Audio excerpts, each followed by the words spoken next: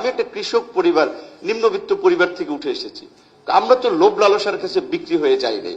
নিজের ক্যারিয়ারের কি হবে না হবে, আমি লাইফ থাকবো কি থাকবো না, এটা হিসাব করে নিই। আমার পরিবার আমাকে কষ্ট করে পড়িয়েছে। আমার বাবা গ্রামে ছোটখাটো ইউপি সদস্য ছিলেন বিএনপি ফার্স্ট গভর্নমেন্টে 92 পিরিয়ডে। তো ইউপি মেম্বার মানে গ্রামে একটু মাতব্বর লোক আর কি। তো ওই সুবাদে কিছু জায়গা জমি কম পয়সা হলেও ছিল। ইন্টারমিডিয়েট পরে মেডিকেল কোচিং করার জন্য আমাকে জমি বিক্রি করে এককালীন 85,000 টাকা সে হাতে রেখে সেটা মাসে মাসে আমাকে আপনার 6,000 টাকা করে দিয়েছে। বড় ভাই কিছু টাকা দিয়েছে, এইভাবে আমাকে পড়িয়েছে। কারণ যে ছেলে এই তো আর 3-4 বছর পরেই গ্রাজুয়েশন শেষ করে চাকরি করে ফ্যামিলিকে সাপোর্ট দিতে পারবে। তাহলে আমি যখন রাজনীতিতে এসেছি, শেখ হাসিনার মতো এরকম একটা কর্তৃত্ববাদী স্বৈর শাসকের বিরুদ্ধে আন্দোলন করছি, যেখানে আমার বাবা একবার আমাকে হাত ধরে খুব কান্না করে বলেছিলেন যে খালেদা জিয়ার মতো এরকম একজন নেত্রী সাবেক প্রধানমন্ত্রীকে জেলে নিয়ে গেছে, বাবা তুই তো শেষ করে ফেলাইবে, তুই চিন্তা ভাবনা কর। মানে ডাকসু নির্বাচনের পরে যখন আমরা গণভবনে যাই, যে অন্তত মাথা গরম করিস না, ওখানে ডাকছে প্রধানমন্ত্রী, যাও, তারপরে তুমি কি করো সেটা তুমি ডিসিশন করো, কিন্তু এখন যাও। কারণ হচ্ছে তাকে তখন এনএসআই বাড়ি থেকে নিয়ে আসছিল হাইসে করে, যে আপনার ছেলেকে বুঝান, ও কিন্তু শেষ হয়ে যাবে। তো সেখানে আমরা তো নিজের পরিবার, কেরিয়ার, অর্থবিত্তের কথা চিন্তা করি নাই, আন্দোলন করেছি, বিন্দুমাত্র কম্প্রোমাইজ করি নাই। গণ অভ্যুত্থান পরবর্তী আমাদের তরুণরা যারা ওই কয়েকজন 18 সালে আন্দোলন করেছে, যেখানে গোটা তরুণদেরকে ধারণ করার কথা ছিল, তাদেরকে নিয়ে বাংলাদেশের রাজনীতি, রাষ্ট্র, সমাজের একটা গুণগত পরিবর্তনের জন্য একটা লড়াই চালিয়ে যাওয়ার কথা ছিল। বাট তারা দেখলাম, আমি শুনেছি মিলিটারি গভর্নমেন্টের সময়, মান্না ভাই বলেছেন আর সিনিয়র নেতারা বলছেন, মিলিটারি গভর্নমেন্টের সময় এই ছাত্র নেতাদেরকে নাকি ডাকতো, সুবিধা টুবিধা অফার করতো, বাট তারা নেয় নেই। সেই সময় এখানে বামপন্থী রাজনীতিবিদ যারা 90 কিংবা তার আগেরও নেতৃবৃন্দ ছিলেন, তারা তো তাদের এক্সপিরিয়েন্স আছে। কিন্তু এদেরকে তো অফারের আগেই এরা আগেই গাড়ি বাড়ি টাকা পয়সার দিকে ছুটতে লাগলেন, ক্ষমতা উপদেষ্টা হয়ে গেলেন। 71-এর মুক্তিযুদ্ধ তো ছাত্ররাই সংগঠিত করেছিল। তৎকালীন ছাত্রলীগের সভাপতি, সেক্রেটারি, ডাকসুর বিপিজিএস, তাদেরকে মুক্তিযুদ্ধের 4 খলিফা মানে বলা হতো তাদের রোলের কারণে বা ভূমিকার কারণে।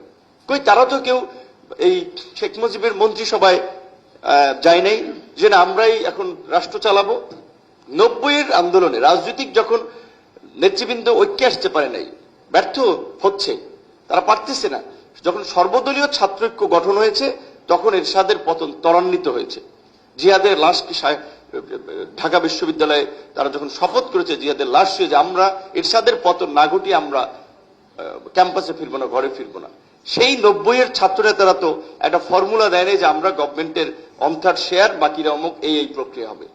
ইন্টারিম গভর্নমেন্টের সময় আমরা দেখলাম যে আমাদের গুটি কয়েক ছাত্র নেতা যারা একটু পরিচিত ছিলেন, তারা একটা উপদেষ্টা পরিষদ গঠন করেছেন বিদেশিদের প্রেসক্রিপশনে, রাজনৈতিক কোনো মতামত নেয় নাই। কারণ আমি জানি তারা লিস্টটা তৈরি করে বিভিন্ন নেতৃবৃন্দকে দিয়েছে, আমার কাছে পাঠিয়েছিল। প্রথমে ছিল 10 জন, প্রথম বলেছে 12 জন হবে, তারপরে সেটা বাড়তে বাড়তে এই পর্যায়ে বেড়েছে।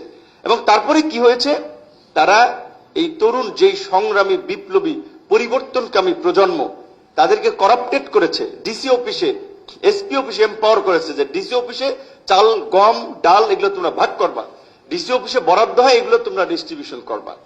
এইভাবে এই প্রতিবাদী সংগ্রামী তরুণ যারা দেশ পুনর্গঠন, যেটা আপনারা 5ই আগস্ট থেকে 8 আগস্ট, একটা রাষ্ট্র মানে কোনো প্রশাসক নাই, নেতৃত্বে কোনো আইন শৃঙ্খলা বাহিনী নাই, রাজনীতিবিদরা নাই, তারপরেও চলেছে। একটা ছিনতাই হয়নি, একটা মার্ডার হয়নি, সুন্দরভাবে চলেছে। সবাই স্বতঃস্ফূর্তভাবে দেশ পুনর্গঠনের মানে কাজে অংশগ্রহণ করেছে। সেই মানুষের স্বপ্ন, আকাঙ্ক্ষাকে ধূলিসাৎ করেছে। টিএসসিতে দেখেছেন একজন বয়স্ক মানুষ, বৃদ্ধ মানুষ, তার অবসরের টাকা নিয়ে গিয়েছেন, কিন্তু তারপরে কি হয়েছে, অল্প কয়েকদিনের মধ্যেই সেই তরুণদের কর্মকাণ্ডের কারণেই কিন্তু মানুষ হতাশ হয়েছে, তাদের থেকে মুখ ফিরিয়ে নিয়েছে। আমি সেই তরুণদেরই অংশ, আমি সেই রাজনীতির একটা পার্ট ছিলাম, কিন্তু আমি যে কোনো পরিস্থিতি একটা সংগঠন, পরে ভিন্ন একটা প্ল্যাটফর্মে পথ চলা, কিন্তু আমরা তো আশাবাদী হয়েছিলাম যে সব তরুণরা মিলে বাংলাদেশের রাজনীতি এটা পরিশুদ্ধ করবো।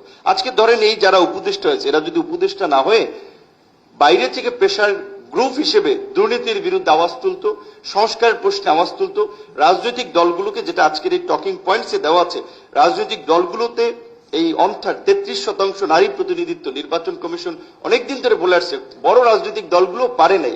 এইখানে যদি ইনপুট দিত, কিংবা এই সংসদ নির্বাচনে যেটা আমাদের একজন নারী বন্ধু বলেছেন 5% নারী প্রতিনিধিত্ব দেওয়ার কথা ছিল, ওইখানে যদি তারা স্ট্রিক্ট থাকতেন যে 10% উইমেন রিপ্রেজেন্টেটিভ দিতে হবে, আন্দোলনকারী তরুণদের থেকে একটা প্রতিনিধি প্রত্যেক দলকে দিতে হবে, এই মৌলিক পরিবর্তনের জায়গায় যদি থাকতেন, আর দেশটা কিন্তু একটা ভিন্ন দিকে যেতে পারত। বরঞ্চ এই আন্দোলনের সেন্টিমেন্টকে ব্যবহার করে তারা তরুণদেরকে বিভক্ত করলেন, একটা শ্রেণীর তরুণদেরকে চরম পর্যায়ে করাপ্টেড করলেন, এবং মানুষের এই পরিবর্তন বা তরুণদেরকে ঘিরে নতুন স্বপ্নের সেই আশাটা কিছুটা আসলে হতাশায় পরিণত করেছে।